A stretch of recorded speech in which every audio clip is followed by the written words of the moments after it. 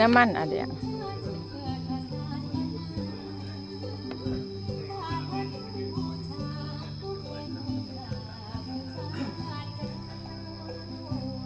ในนิเทศที่สาระเปิดทราบได้นะครับจะเกียรติยศกรเดินทางกลับนะครับ